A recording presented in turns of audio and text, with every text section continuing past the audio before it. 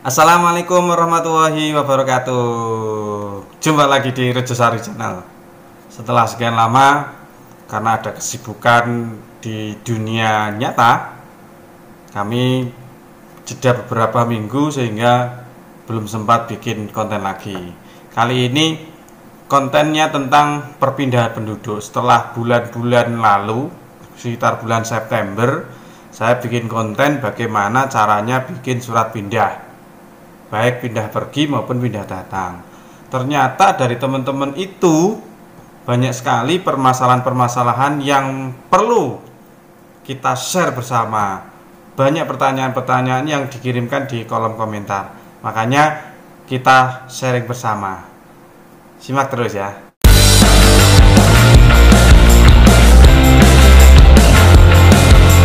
Terima kasih buat teman-teman yang sudah subscribe Rejosari Channel. Yang baru saja hadir, jangan sungkan-sungkan untuk di subscribe Rejosari Channel dan jangan lupa tombol loncengnya diaktifkan supaya teman-teman bisa mengetahui video-video kami selanjutnya. Semoga ada manfaatnya. Sampai jumpa. Belum. Yang pertama adalah dari Alfiar 21 Motovlog. Maaf Mas, mau tanya lagi. SKP WNI ada masa berlakunya enggak ya? Soalnya belum sempat ngurus, sibuk kerja. Terima kasih.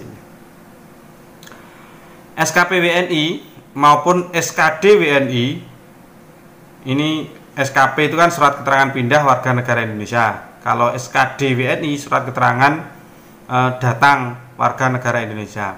Jadi SKP dan SKD itu ada perbedaan.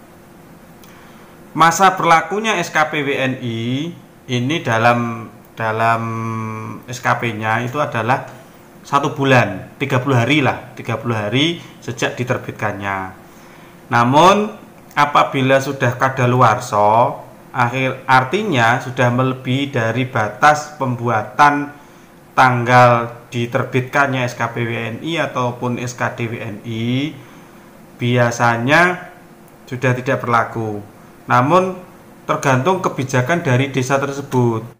Terkadang mau menerima, ada juga yang menolak.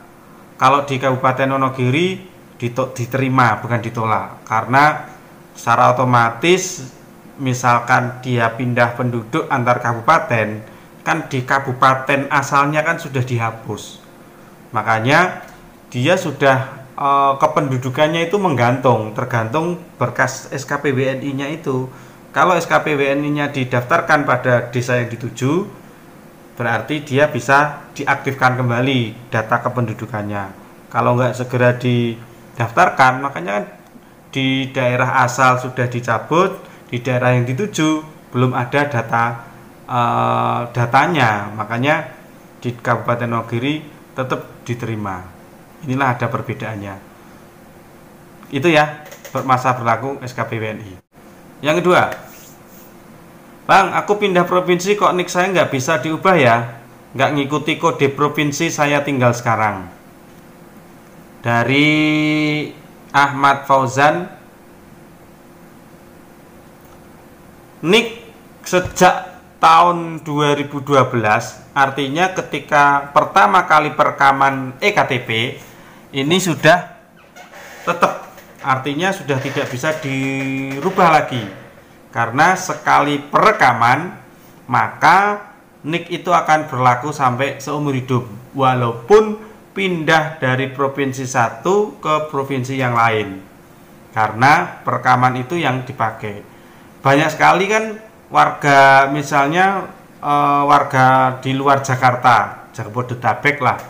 Ini biasanya ketika di daerah domisili asal, dalam arti kependudukannya, dia belum mencabut, kemudian bekerja di Jakarta, belum perekaman, kemudian dia perekaman EKTP di Jakarta.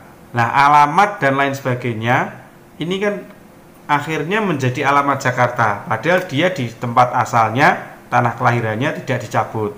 Maka dia jadi ganda atau double. Nah, yang berlaku yang mana? Yang berlaku adalah NIK perekaman, maka dia NIK-nya NIK Jakarta. Nah, untuk mengaktifkannya, maka dia harus mencabut berkas yang ada di Jakarta, kemudian dia berkasnya dimasukkan pada KK yang di daerah kelahirannya. Maka yang berubah adalah NIK-nya. NIK-nya bukan NIK yang di asal, maksudnya yang di daerah tanah kelahirannya. NIK-nya otomatis berubah menjadi NIK Jakarta karena pertama kali perekaman di mana. Itulah NIK yang berlaku. Banyak sekali kejadian-kejadian seperti itu. Ini ya, jadi NIK tidak bisa dirubah setelah tahun 2012, artinya setelah perekaman NIK itu sudah paten seumur hidup walaupun pindah kemanapun. Yang ketiga sekarang, dari Setyaning Tias. Bang, kalau pindah dari Semarang ke Wonosobo, kalau diwakilkan bisa nggak ya? Pindah tidak hanya dari Semarang Wonosobo atau kemanapun, pindah dari antar provinsi, antar desa, antar kecamatan, antar kabupaten, ini bisa diwakilkan. Siapapun lah, bisa diwakilkan oleh perangkat desanya, bisa diwakilkan oleh keluarganya, bisa diwakilkan oleh siapapun. Namun ada konsekuensinya teman-teman. Apa konsekuensinya? Konsekuensinya biasanya ditarik iuran atau biaya untuk perjalanan atau untuk transportasi. Padahal semuanya itu gratis. Artinya kalau diurus sendiri ya gratis, nggak pakai biaya administrasi apapun. Sekarang administrasi kependudukan di seluruh Indonesia ini seharusnya gratis, tidak ada beban biaya apapun. Karena memang syaratnya seperti itu, tidak ada biaya apapun. Namun kalau penjenengan titip, teman-teman ini dititipkan keluarga atau dititipkan perangkat desanya yang membidangi kependudukan, mosok ya tidak dikasih transport, dia naik sepeda, jalan kaki pun juga perlu air minum dari kesana kemari. Makanya ini ada istilahnya saling pengertian saja. Namun kalau kependudukan, persyaratannya, administrasi kependudukan tidak ada biaya sama sekali kok, 0 rupiah. Namun kalau dititipkan ya saling mengertilah antar teman-teman semua sama yang mau dititipi, gitu ya. Yang keempat, Bang, oh ini dari Recycling Dom. Bang, kalau saya mau pindah dari daerah ke Jakarta, perlu SKCK apa enggak ya? Kalau SKPWNI sekarang sudah lebih simpel lagi. Tidak perlu SKCK, surat keterangan cakap kelakuan, baik dari Polsek maupun dari Polres. Kalau dulu ya awal-awal tahun berapa ya? Sebelum 2019 lah, itu masih lengkap, ada foto, ada macam-macam. Kalau sekarang praktis, yang terpenting biodata dari teman-teman ini lengkap. Misalnya KK, KTP, kemudian akte kelahiran, fotokopi surat nikah, fotokopi akte kelahiran, fotokopi surat nikah, dan ijazah terakhir. Kenapa kok perlu dilampirkan data dukung itu? Tujuannya kalau ada perbedaan antara di KK dengan di akte kelahiran, atau dengan di ijazah, atau dengan di surat nikah, karena data elemen sekarang itu kan 4 ini harus sinkron semua. KK KTP lah, KK KTP, kemudian akte kelahiran, ijazah, dan surat nikah. 4 elemen data ini harus sinkron, tidak boleh ada yang tidak sama. Makanya kalau pindah penduduk ini seyogyanya, alangkah baiknya ini dilampirkan. Tujuannya nanti di daerah tujuan itu langsung dirubah sekalian, disinkronkan dengan adanya data dukung itu. Ini fungsinya, jadi tidak perlu bolak-balik ngerubah lagi. Kalau data itu tidak dilampirkan, maka ya data itulah yang akan diterbitkannya. Namun kalau ada data dukungnya ternyata ada perbedaan, misalnya di akte kelahiran, tanggal kelahiran atau tempat kelahiran, ini kan bisa langsung dibetulkan oleh pihak yang dituju, pihak capil yang dituju, atau pihak desa yang dituju. Perlu data dukungnya itu. Seperti itu ya. Dari Valentina Ginting, kalau kepala keluarga sudah ibu, bagaimana Pak? Apakah surat nikahnya masih perlu? Surat cerainya udah hilang, tapi di KK Bapak nggak dicantumkan. Oh, ini yang berkaitan dengan data dukung surat nikah. Biasanya kan gini, seperti pada video saya sebelumnya ya, ada syarat-syarat kakak dilampirkan fotokopi surat nikah. Itu karena kalau kakaknya itu masih berupa kakak lama, dalam artian tanda tangannya masih manual, ini kan kakaknya statusnya kan cuma tertulis kawin saja. Kalau yang baru kan ada kawin tercatat, kemudian di samping kanannya dari kawin tercatat itu kolom berikutnya ini ada tanggal pernikahannya berapa. Namun yang ditanyakan ini kan sudah cerai hidup, berarti tidak perlu lagi mencantumkan fotokopi surat nikah dari orang tua dari kakak tersebut, karena kan statusnya sudah cerai hidup.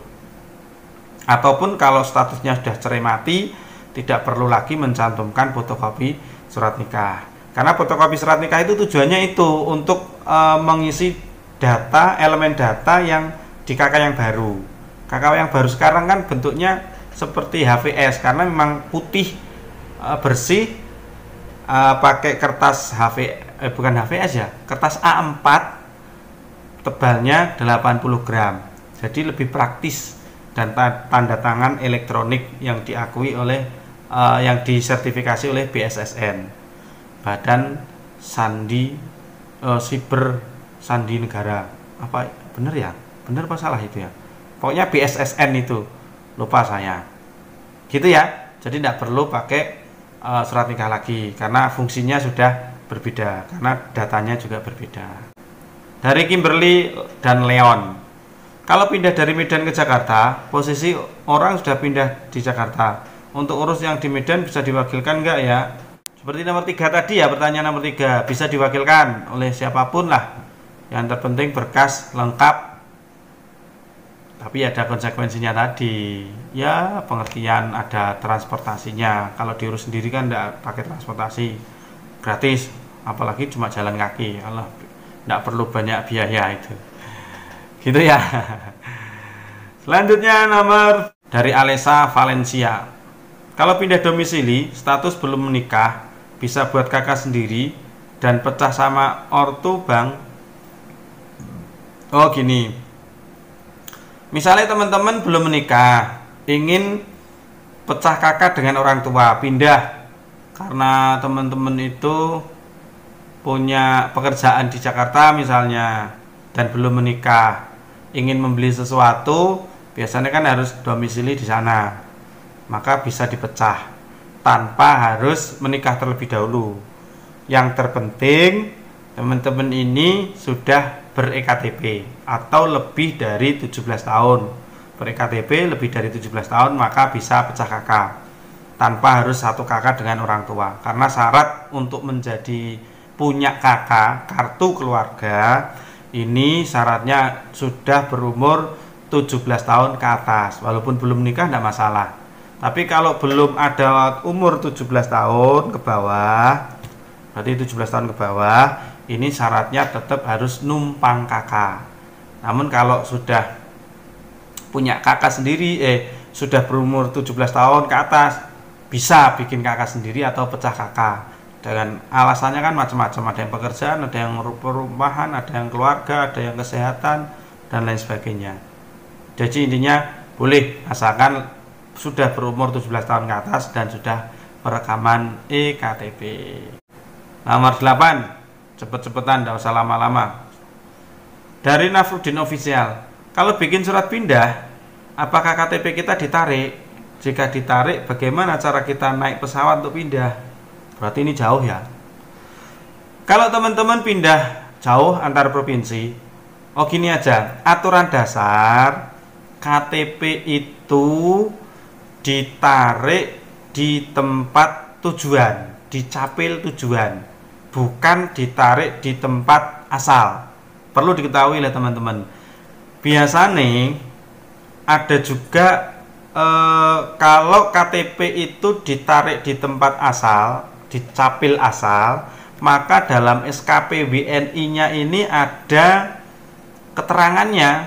Biasanya dicap keterangan KTP, kondisi KTP. Ada pilihan yang dicentang, KTP belum perekaman atau sudah perekaman belum dicetak KTP, atau KTP ditarik di tempat asal, terus ada KTP ditarik di tempat tujuan. Ada beberapa keterangan nih biasanya kalau ditarik di tempat asal. Namun kalau ditarik di tempat tujuan juga ada keterangannya itu. Nah, tapi aturan dasarnya KTP itu ditarik di tempat tujuan, bukan di tempat asal. Makanya hati-hati. Saya sering menangani pindah penduduk, ditanya KTP-nya mana, SKD WNI, datang ke sini minta SKD, surat keterangan pindah datang. Lah KTP-nya mana? KTP-nya ditarik di tempat asal. Agak repot juga kalau tidak ada keterangan di SKP WNI-nya. Nah, kalau tidak ada keterangannya dan ternyata sudah ditarik di tempat asal, bikin saja surat keterangan kehilangan, pengantar kehilangan, minta ke Polsek, kemudian baru bisa di-upload di desa atau di desa tujuan. Gitu ya. Bang, kalau pindah provinsi, oh ini dari Adrian Pradipta Channel. Bang, kalau pindah provinsi perlu RT dulu atau langsung ke kelurahan ya? Dan prosesnya dari kecamatan cukup 1 hari atau beberapa hari ya Bang? Tidak hanya di provinsi ya. Pindah pergi antar desa, antar kecamatan, antar provinsi ini. Tapi kalau hubungannya dengan RT itu biasanya pindah datang ya, bukan pindah pergi. Namun sama sajalah, pindah pergi ini tidak perlu ke RT lagi, cukup langsung berkasnya komplit dibawa ke kantor desa, minta pengantar pindah sama tujuannya. Syarat-syaratnya pindah pergi di video saya selanjutnya. Di video saya sebelumnya Pak, selanjutnya kebalik. Syaratnya KK, KTP, kemudian akte kelahiran, kemudian fotokopi ya, ijazah, kemudian kalau sudah menikah berarti fotokopi surat nikah, dan juga fotokopi surat nikah dari orang tua kalau kakaknya masih kakak lama, capnya, tanda tangannya masih manual. Jadi tidak perlu ke RT RW. Ini kan sudah sesuai dengan petunjuk dari Dirjen Dukcapil Pusat Profesor Zudan Arif Fakrullah. Memang RT RW sekarang sudah tidak dibebani berkaitan dengan administrasi kependudukan. Namun kalau di Jakarta kita juga belum tahu karena di sana sangat vital sekali. Itu beberapa pertanyaan-pertanyaan dari teman-teman semuanya. Kalau ada pertanyaan kita diskusikan lagi di kolom komentar. Insya Allah saya respon cepat, secepat-cepatnya. Kalau saya mengetahui, tahu jawabannya akan saya kasih tahu langsung. Kalau tidak ya akan kami konsultasikan kepada pihak yang berwenang untuk memberikan informasi kepada teman-teman semuanya. Kalau ini bermanfaat, mohon untuk di-share, dibagikan ke teman-teman yang lain supaya manfaatnya tidak hanya di teman-teman semuanya, orang lain juga bisa mengetahui. Semoga bermanfaat. Sampai jumpa di video-video selanjutnya. Wassalamualaikum warahmatullahi wabarakatuh.